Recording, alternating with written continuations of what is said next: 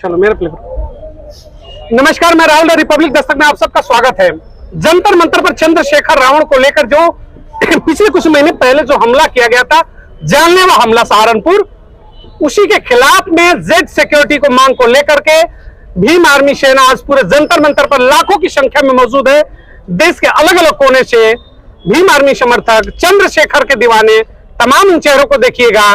दिल्ली का टेम्परेचर बहुत है, सब पसीने पसीने हैं, लेकिन जब नेता ने बुलाया है तो चलना है। तमाम भीड़ देखिएगा। मैं कार्यक्रम में बता दूं, जंतर मंतर से हट के कार्यक्रम दिखा रहा हूं, उसके बाद इतनी भीड़ है। हालात वहां पर लाखों की भीड़ पहुंच चुकी है। एक नेता के बुलावे पर इतने लोग आ जाते हैं। महिला सर्वोपरि होते, बच्ची से ही शुरुआत करेंगे। किसके लिए आए हो बेटा आप लोग? चंद्रशेखर भाई। इतनी गर्मी में उनके लिए आ गए। कहाँ से हो? कहाँ से आए हो? लखनऊ। लखनऊ से? लखनऊ से दिल्ली कौन कौन है? पूरा परिवार। पूरा परिवार। देखिए, मैं कह रहा था केवल समर्थक ही नहीं, समर्थकों के पूरे परिवार आए हैं। इस भरी मतलब चिलचिलाती गर्मी जो दिल्ली की पड़ रही है, उसमें देखिए छोटी सी बच्ची है, उनकी माता और उनके परिवार। आइए कुछ भीम आर्मी के समर्थक जो है, जो अपने नेता के लिए कहीं भी जाते हैं, उनसे बात करते हैं। मुखिया के ऊपर हमला हुआ, आज दिल्ली घेर कर बैठे हैं। मांग है Z security, Z security, Z security. बाबाओं को मिलता है, सभी लोगों को मिलता है, नाचने गाने वालों को मिलता है, नेताओं को मिलता है, झूठ फरेबियों को मिलता है। तो दलितों का जो नेता है उसे नहीं मिलना चाहिए क्या? मिलना चाहिए, बिल्कुल मिलना चाहिए। जो मैं बताना चाहता हूं कि 28 तारीख को जो हमारे चंद्रशेखर आजाद, उनके ऊपर जो जानलेवा हमला होता है, ठीक, उसके बाद जो है सभी जिले, डिस्ट्रिक्ट या ब्लॉक स्तर पर ज्ञापन सौंपा गया है, लेकिन फिर भी जो है सरकार किसी चीज की मुहैया हमारे नेता को उपस्थित नहीं किया गया। इसके बाद जो है आज 21 जुलाई को हम लोग धरना प्रदर्शन चंद्रशेखर आजाद के बुलावे पर, यहाँ पर बहुजनों का मुहिम इतनी उमड़ी है, जिसको देख करके आज मनवादियों की थर सीना कांपने लगेगा। मैं ये बताना चाहता हूँ आपको कि ये जिस प्रकार से कंगना रनावत है ना, जो बताती है सन 2014 से भारत आजाद हुआ है, उसको सुरक्षा दे दी जाती है, वाई प्लस या जेड प्लस कुछ भी हो।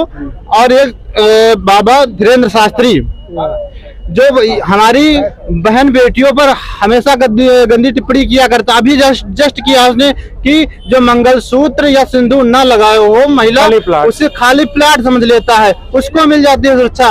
लेकिन जो बहुजनों का, दलित, शोषित, वंचित, पीड़ितों का मसीहा है आज के तौर में उमड़ता हुआ, उसको ये सरकार जो है सुरक्षा मुहैया कराने में, चलिए सुरक्षा मुहैया तो लगता है कि जिस हिसाब से आज भीम आर्मी की लाखों की तादाद दिल्ली को घेर कर बैठा है, शायद सरकार सुनेगी और जेड सिक्योरिटी मिलेगा। लेकिन सबसे बड़ा सवाल ये उठता है कि आखिर एक दलित युवा जो एक गरीब परिवार से निकला है, जिसका पारिवारिक कोई बहुत बड़ा ये नहीं कि बाप दादा मंत्री, विधायक, सांसद थे, राजघराने से नहीं है, एक दलित परिवार का बच्चा निकलता है, मेहनत करता है सहारनपुर से और देश की राजनीति में धमक पैदा करता है, तो कुछ लोगों को इतना बुरा लगता है कि गोली ही चला देते हैं।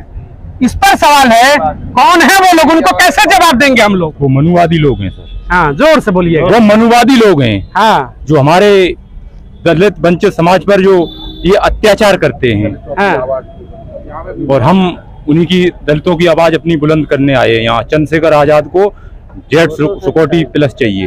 तो दलितों की आवाज के गोली मारकर बंद कर दी जाएगी? जरा आगे आइए, आप आगे आइए। दलितों की आवाज अगर कोई उठाएगा, आप गोली मारेंगे, मर जाएगा, तो क्या दलितों की आवाज रुक जाएगी क्या? सबसे पहले सभी साथियों को क्रांतिकारी जय भीम। बड़े भाई, देखिए मैं अरुण गौतम, सहारनपुर से, रामपुर विधानसभा प्रभारी। साथियों, इस देश को आजाद हुए लगभग 75-76 साल हो गए हैं, लेकिन फिर भी हम लोग इस देश के अंदर गुलामों जैसा जीवन यापन कर रहे हैं। इस देश के अंदर इस बहुजन समाज को जीने का अधिकार नहीं है, खाने का अधिकार नहीं है, पीने का अधिकार नहीं है। अगर कोई भी जनप्रतिनिधि या कोई भी बहुजन समाज का युवा, कोई भी व्यक्ति अगर अपनी आवाज को उठाता है, अपने हक, अधिकार, मान सम्मान की लड़ाई को लड़ता है, तो इसी तरह सदियों से हम लोगों का शोषण होता है, हमारे ऊपर अत्याचार होता है। ये घटना है 28 तारीख की, जब बड़े भाई एडवोकेट चंद्रशेखर आजाद देवबंद के अंदर एक शोक सभा में पहुंचे थे, वहीं से सहारनपुर के लिए लौटते भाई के साथ ये घटना घटी है। साथियों, ये घटना बड़ी निंदनीय है, इसका हम लोग विरोध करते हैं और भारत के प्रधानमंत्री नरेंद्र मोदी से कहना चाहता हूं, जब वोट की बात आती है, जब वोट की बात आती है, चुनाव की बात आती है, तो हम लोगों को हिंदू के नाम पर हम लोगों को झांसा दिया जाता है, हमारा शोषण किया जाता है, हमें अपना बनाया जाता है और बड़े बड़े मंचों पर इस देश का प्रधानमंत्री चढ़ करके ये कहता है कि दलितों पर अत्याचार करने से पहले मेरे सीने पर गोली मारो। मैं पूछना चाहता हूँ उस देश के प्रधानमंत्री से कि आज कहाँ है वो देश का प्रधानमंत्री? आपकी दिल्ली के अंदर ये नीली क्रांति आई है, ये जन सैलाब उमड़ा चंद्रशेखर भाई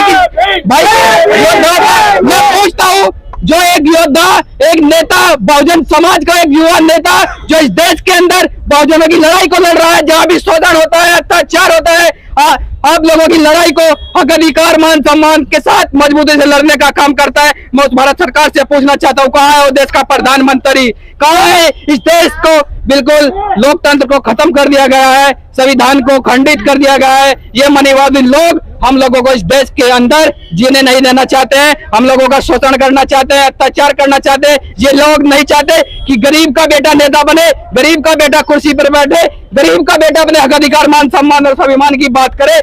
हम इस मनवादी सरकार से इंसाफ चाहते हैं और बड़े भाई एडवोकेट चंद्रशेखर आजाद के लिए जड़ सुरक्षा चाहते हैं और उन 4 ठाकुर समाज के लोगों को हम कड़ी से कड़ी, उन लोगों को सजा मिलनी चाहिए, उन लोगों का नार्को टेस्ट होना चाहिए और उनको फांसी दी जानी चाहिए। हम बड़े भाई एडवोकेट चंद्रशेखर आजाद के लिए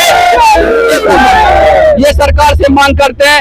अभी मैं कहना चाहता हूँ आपके चैनल सवाल सही यही उठता है कि जब कोई समाज से, पिछड़े समाज से व्यक्ति निकलता है और सबके हक की बात करता है, सबके हुकूमत की बात करता है, अत्याचार के खिलाफ आवाज उठाता है, तो लोकतंत्र की बात होती है, तो लोकतंत्र में गोली जायज है क्या? नहीं, गोली तो जायज नहीं है। मैं मेरा इंट्रोडक्शन दे देता हूँ पहले। राजेंद्र कुमार यादव, राजस्थान के डूंगरपुर डिस्ट्रिक्ट से बिलोंग करता हूँ मैं यहाँ भाई के लिए जो आह्वान किया उस भाई ने कि गोलियां चली थी इन पे, जो उसके लिए आंदोलन रखा गया, इसलिए हम डूंगरपुर से चल के, राजस्थान के डूंगरपुर डिस्ट्रिक्ट से बेनेश्वर के पास में से चल के हम आए यहाँ 15 से 20 लोग। तो हम ये कहते हैं कि दलितों का आवाज उठाता है, दलितों के लिए काम करता है, तो उसको गोली मार के या कुछ भी करके दबा दिया जाता है। तो ये लोकतंत्र में ये है कि गरीबों को इस तरीके से डरा के उनकी आवाज को आगे बढ़ने नहीं दिया जाए, ये लोकतंत्र है। और चलिए इधर आइए, मैं बताता हूँ लोकतंत्र क्या है। आपने कहा कि गरीबों की आवाज उठाता है, गोली मार दोगे, ये लोकतंत्र है क्या? जब समाज की बात होती है, दलित समाज की, 1000 वर्ष पहले की मैं बात बताऊंगा। 1000 वर्षों का इतिहास उठाइएगा, इतिहास में हमेशा एक कहीं न कहीं इस वर्ग विशेष को दबाने का काम किया गया। कहा गया कि पैरों के नीचे की जूती बन के रहो, बेहतर होगा। लेकिन इसी समाज से एक आता है और कहता कि जूती नहीं, सर के ताज बनेंगे। लोगों को बुरा लग जाता है, सर का ताज बन रहे इसीलिए बुरा लग रहा है क्या? कह दो कि समय गया, हमेशा जूती नहीं रहेंगे, मौका बदला है। मौका बदलेगा भी, आने वाले टाइम में हमारा भाई बैठेगा गद्दी पर, मगर जिस टाइम हमारी सरकार आएगी उस टाइम हम बीजेपी सरकार को इस चीज का जवाब देंगे आकर, और खुले लफ्जों में देंगे। जैसे अब आई ना दिल्ली, तो कहीं भी आंदोलन हो, हम अपने भाई के लिए जहाँ पानी बहेगा ना वहाँ खून देने के लिए खून भी देने को तैयार है। ये कह रहे हैं कि हम तो भाई पसीना तो बहा ही रहे हैं और वोट बैंक भी बहाएंगे, और जहां अगर आवश्यकता पड़ेगी तो उसके लिए भी तैयार है। तैयार है क्या? बिल्कुल तैयार है बड़े भैया। जोर हो तैयार। इतनी गर्मी में तुम लोग आए, दिल्ली की गर्मी को खत्म करे, जोर से कहो कि तैयार हो, तैयार हो।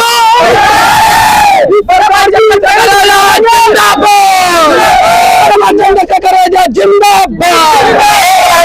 सुनिएगा, बगल में मंच लगा है, आपके मुखिया चंद्रशेखर भी है। यार कम से कम इतनी आवाज तो निकालो कि उस मंच तक सुनाई दे कि बगल में भी कोई कार्यकर्ता चिल्ला रहा है।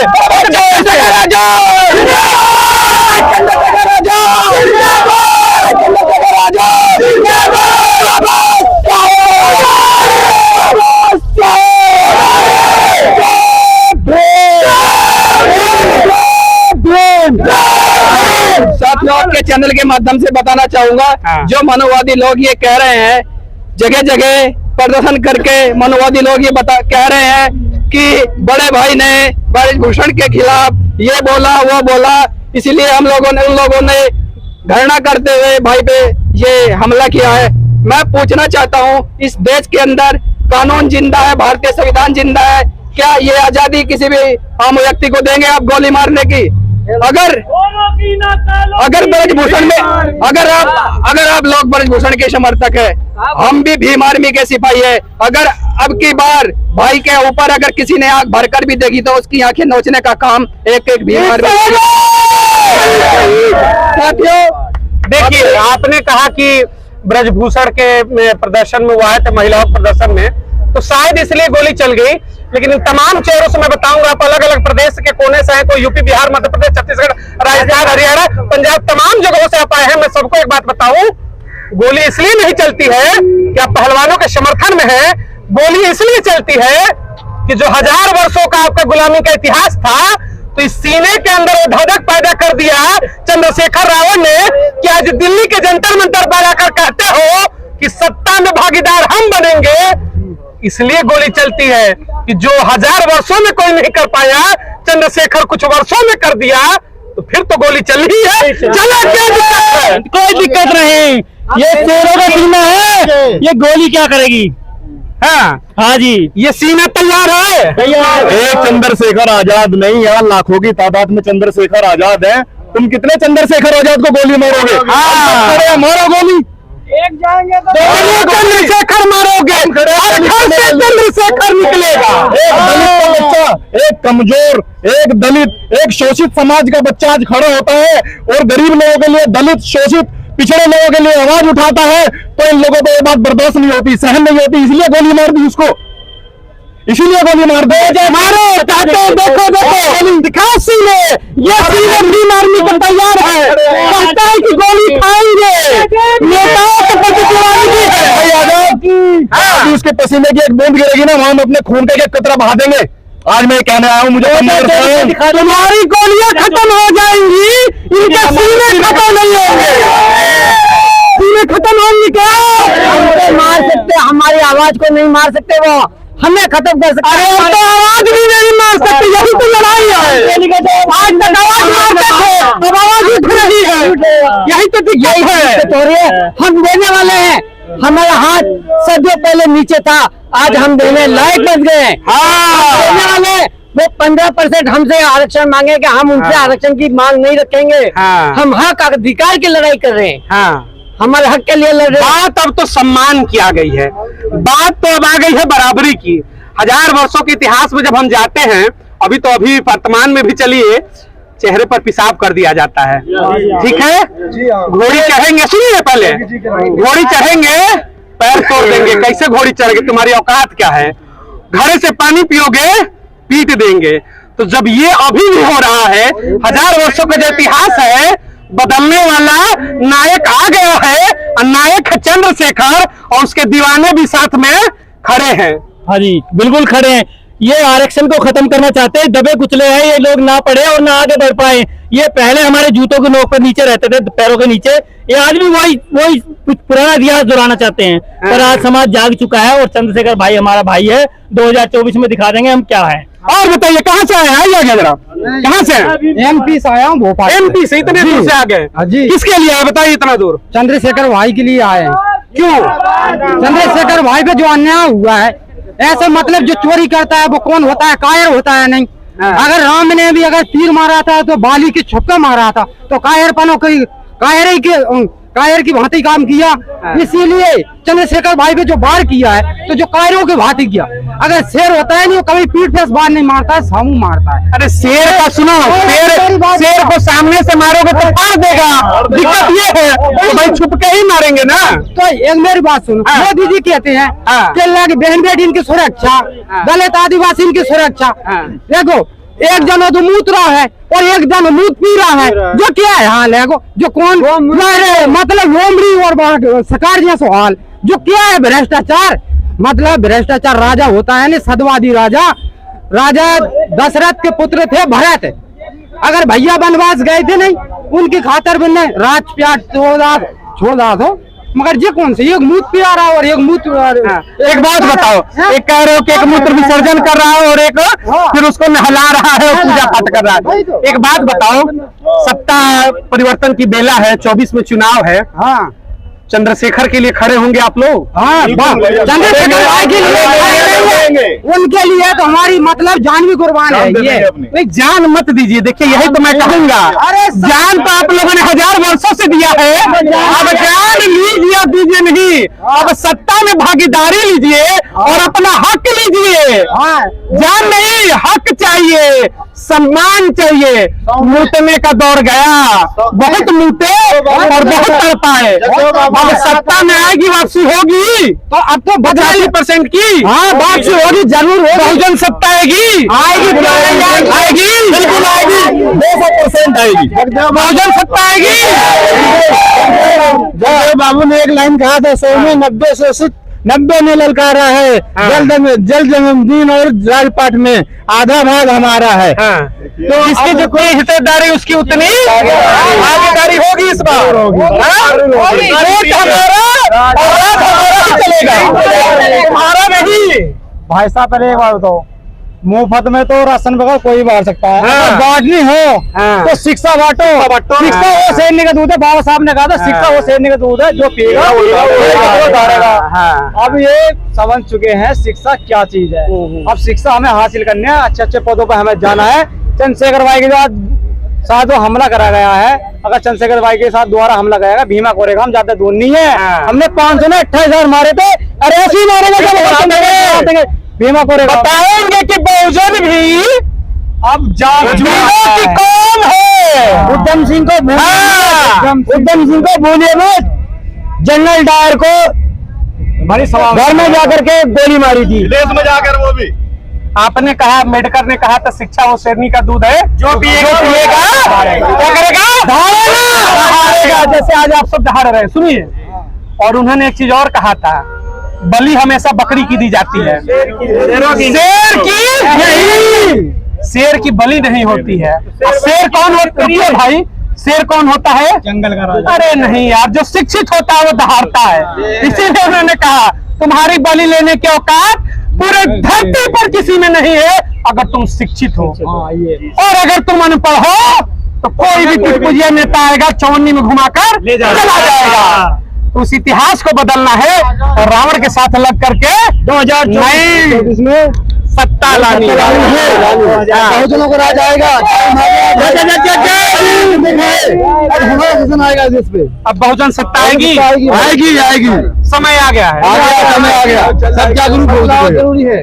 बदलाव मांगता समय। 1000 वर्ष के इतिहास के बाद एक समय आ गया कि बहुजन सत्ता वापसी का मौका आया है। पहली बार जी बिल्कुल आया है और आएगा। आने वाले समय में जो है हमारे बहुजन समाज के चंद्रशेखर आजाद भाई बनाएंगे, पार्टी नई बन रही है और सारे युवा पीढ़ी हम लोग के साथ में, और हम लोग बहुत जी जान लगा के मेहनत भी कर रहे हैं। बहुत दूर दूर से लोग अभी तक आए हैं और आते रहेंगे जब तक समर्थक रहेगा। हमारे चंद्रशेखर भाई साथ में है, हम लोग उनके साथ है, हमेशा जो है सपोर्ट करते रहेंगे। कहाँ से आए आप?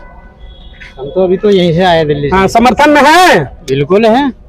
क्या कहेंगे? जेट सिक्योरिटी मांग हो रही है, लेकिन अभी सत्ता की तरफ से कोई सुनवाई नहीं है। बिल्कुल मिलना चाहिए। बाबाओं को मिल जाता है, नाचने गानों वालों को मिल जाता है, बाबाओं को मिल जाता है, बाबा उल्टी सीधा बोलते हैं फिर भी मिल जाता है। लेकिन जो जनता का सेवा कर रहा है, जनता के लिए लड़ रहा है, उसको जेट सिक्योरिटी नहीं मिल रही है। दलितों का बड़ा नेता है, इतनी हुजूम आज लाखों की आई है, क्यों नहीं मिलना चाहिए? उसकी भी जान की महत्व है, मिलना चाहिए। मांग करेंगे मोदी जी से, हम इसीलिए तो आए हैं। हाँ, मोदी जी से कह रहे हैं कि मिलना चाहिए। हाँ, भाई साहब देखो, एक आपके चैनल के माध्यम से एक हाँ, बात और कहना चाहूंगा कि देखो, आज की डेट में अगर हमारा एक नेता उभरा है, अगर वही नेता अगर लोगों को हजम नहीं हो रहा, अगर हमारा नेता सुरक्षित नहीं है, तो ये मान के चलना फिर किसी का भी नेता सुरक्षित नहीं होगा। हमारा एक ही नेता है, वो भी तुम्हें हजम नहीं हो रहा, तुम गोली मार रहे हो उसकी पीठ पे गोली मार रहे हो तुम उसकी। याद रखना, तुम्हारे भी नेता है, लिस्ट बना लेंगे हम, लिस्ट बना लेंगे हम, फिर किसी का नेता नहीं रहेगा सुरक्षित। अगर हमारा नेता सुरक्षित नहीं रहेगा तो दिक्कत गरीबों का नेता है, दलित शोषित पीड़ित का जो नेता है, उनके लिए आवाज उठा रहा है, उसे तुम गोली मार रहे हो, उसे सिक्योरिटी नहीं दे रहे हो। कंगना राणावत को तुम सिक्योरिटी दे रहे हो, उसे बाबाओं को तुम सिक्योरिटी दे रहे हो। आज हमारे भाई को सबसे ज्यादा जेड प्लस सिक्योरिटी की जरूरत है, हाँ। उसे सिक्योरिटी दी जाएगी।